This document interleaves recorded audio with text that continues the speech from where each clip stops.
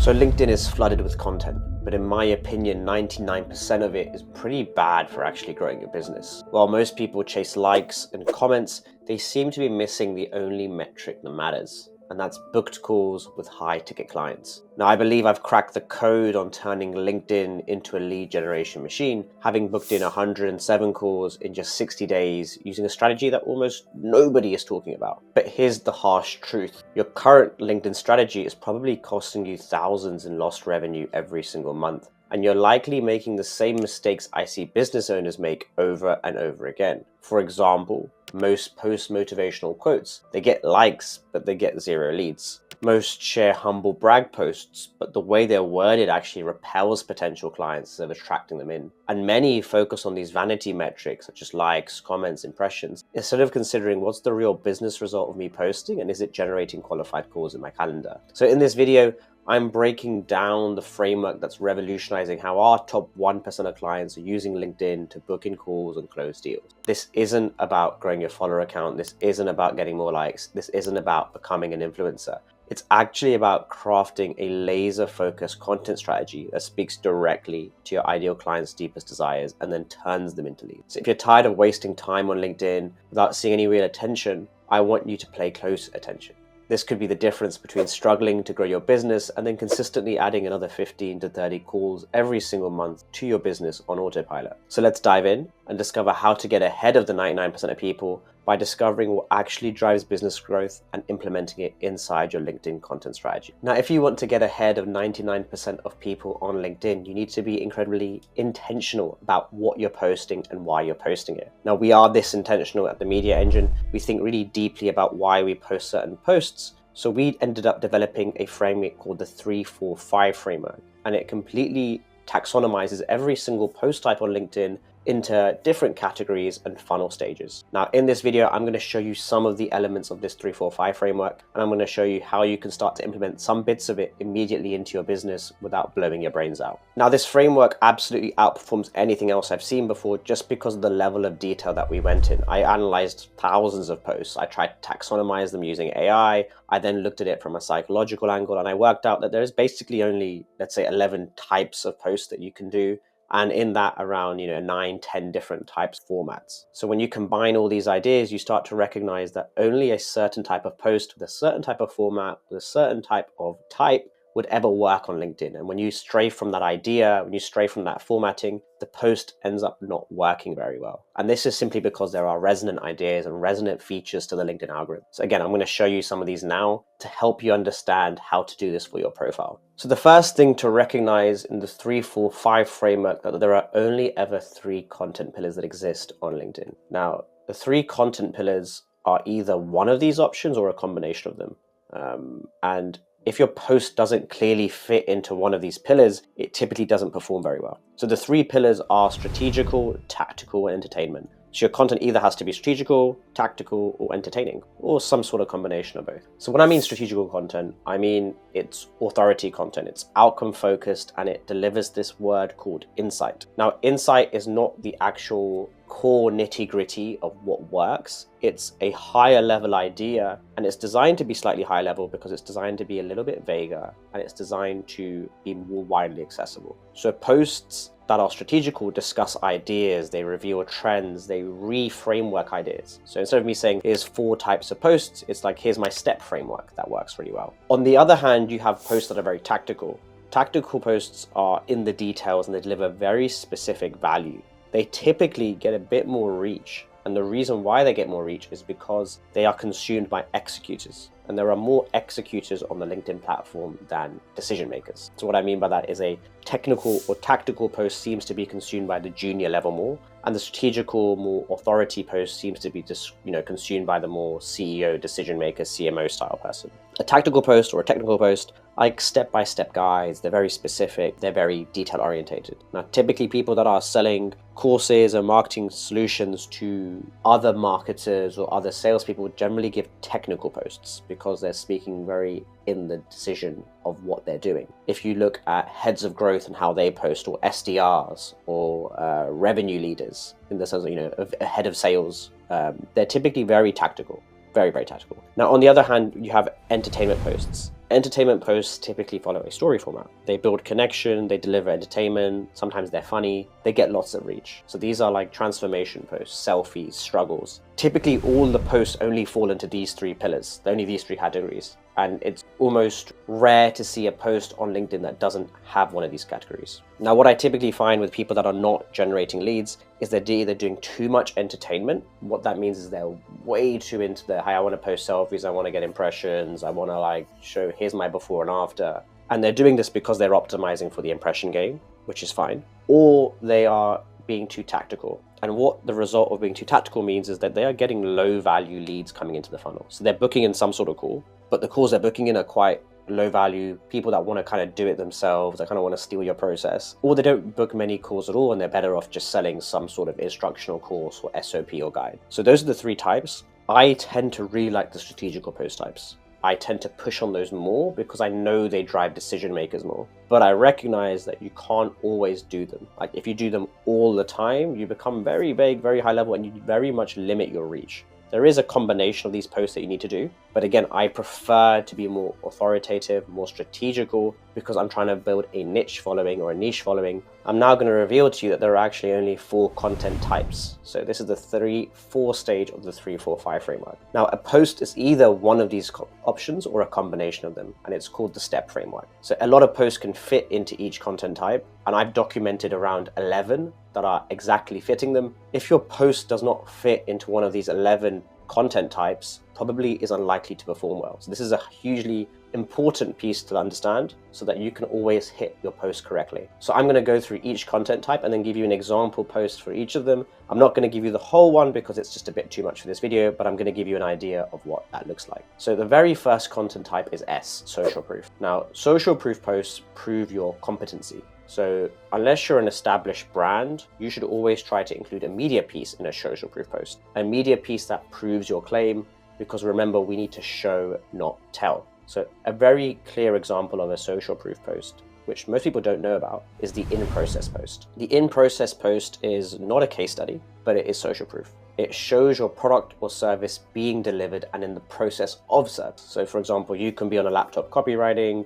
you could be screen sharing a Google Doc of some copywriting, or like Michael here, you could be showing a bunch of email designs before they've been sent. Now, the cool thing about this is you don't actually need to talk about the KPI or the outcome. You just need to speak about how you're doing the work to get to the outcome. What's really cool about this is if you don't have case studies, this is an amazing post to do, and it still relates you to the outcome that you're delivering because it's just a part of the step. So one of the most easiest posts to do on the social proof side is an in-process shot. The second content type that you should consider is the trending type. The trending are posts when you make comments on what the market is thinking or a trending idea. And these are either positive points or contrarian points. So for example, an advice or an observe post type in the trending type is that this post shows you in a friendly way giving general advice from something you observe to your target ICP in the form of an opinion. So for example, these posts perform really well when you comment about the market. So this is one by Michael. He's talking about how an e-com brand could be considered a SaaS business. This is very idealistic, it's very opinion-based, and it starts to make you think and look like a thought leader. Now, the issue with this post is if you actually don't have any existing brand, these aren't going to do well. Now, what I mean by that is if you don't have any existing brand, no one gives a crap about your opinion because you haven't proved that your opinion matters yet. For example, if you're a Warren Buffett and you talk about an opinion on the market, everyone listens. But if I tell you about how to trade your stocks, you probably shouldn't listen. You have an innate bullshit radar in your system that says, hey, this is irrelevant for me. This is not the right person to listen to. So just be careful about doing this post, because unless you have brand, there's almost no point doing it. And this is a really interesting point. A lot of people that are building thought leadership or growing on LinkedIn try to do this post way too early and it flops. It doesn't get likes, it doesn't get impressions, it doesn't get comments, it doesn't get anything. Just try to avoid this post type if you're early in your journey. The next one is education. So that's ST, now we're on E, so E for education. These posts teach your audience the best practices or your strategies.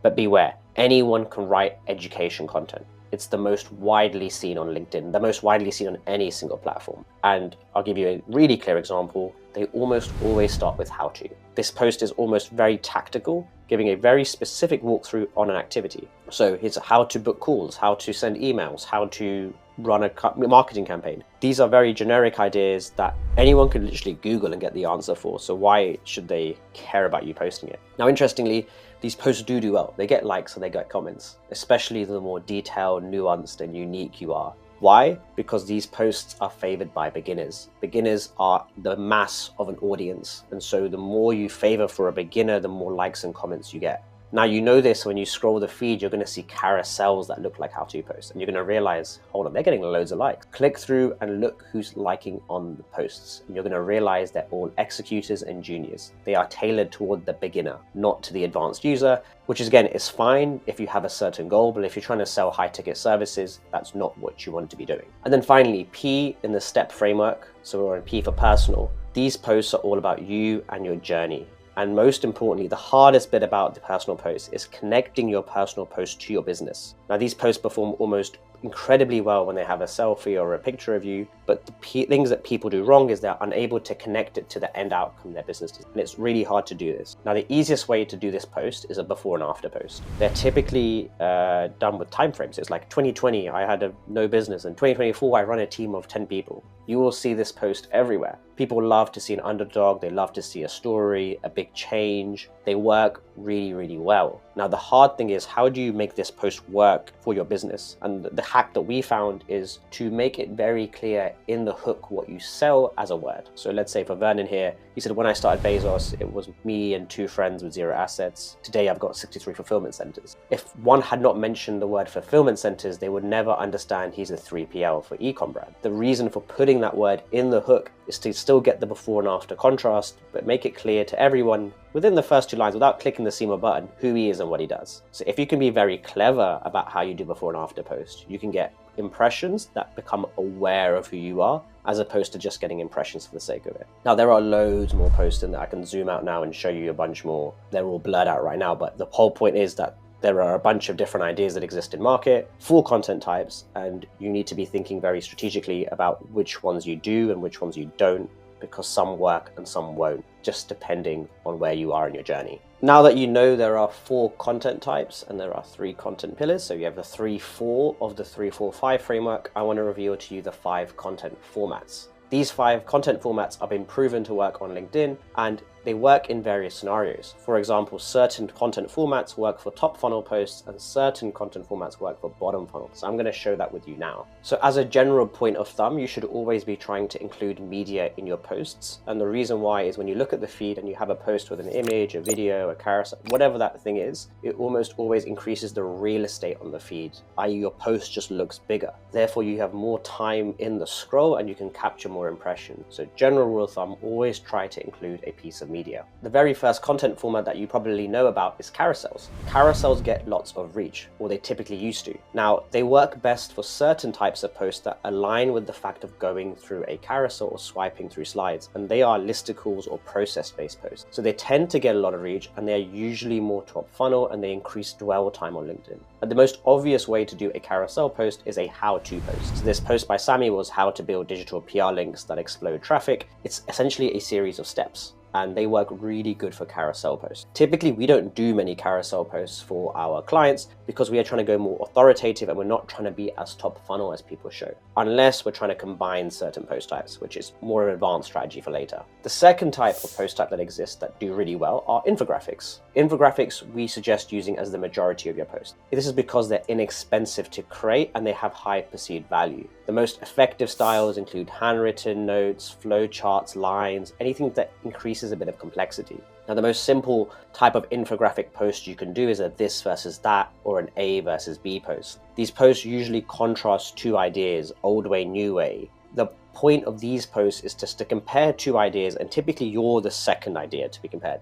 You have the status quo and then you have the better way of doing things. Now, you can do that in your post as text, but then you can also layer it on in the image to really visually show that this is a 1 versus 2 thing. Now, finally, the next one you have is a video post. Now, video is all the rage on LinkedIn, and this post is always changing right now because the algorithm is changing. So you can have short form vertical video, you can do landscape style video, or you can do like the Loom infographic style video.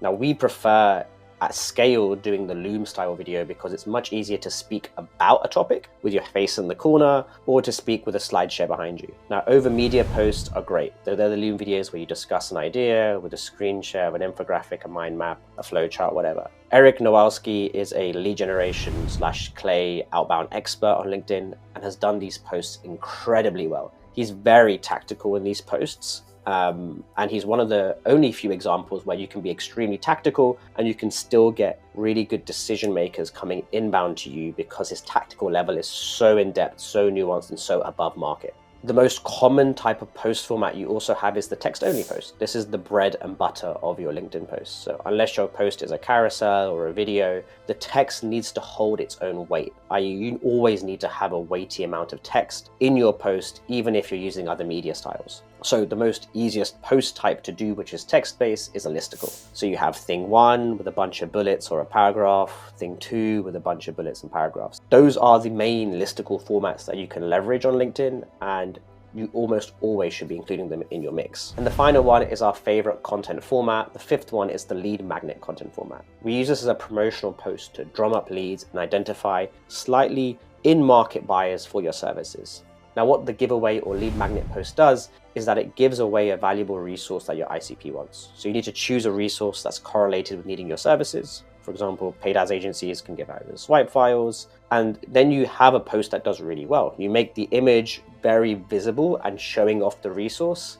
You do a post that looks roughly like this, and typically it can go viral quite consistently. I have a whole video on this as well. What's really cool is when you use all these 5 content formats with the right strategical goal, i.e. like I know I want to do carousels because I want to get a certain reach, and I layer it on with a how-to post, and you start to recognize the resonant patterns on LinkedIn, you get a lot more traction. So there you have it. You have a really high-level overview of the 3-4-5 framework. And I hope that you understand is that every post pillar, every post type, and every post format has its own strengths and weaknesses. And when you tap into its relevant strengths and you do the post as LinkedIn wants you to do it, you end up getting more impression share and you end up generating more leads for your business. Now, how do you know which ones to do for your niche? This is really interesting. What we personally do in our business is that we analyze a whole niche and we taxonomize it against our 3-4-5 framework. So when a new client comes in, we speak to them, we work out what niche they're in, who they're trying to sell to, and we say, hey, what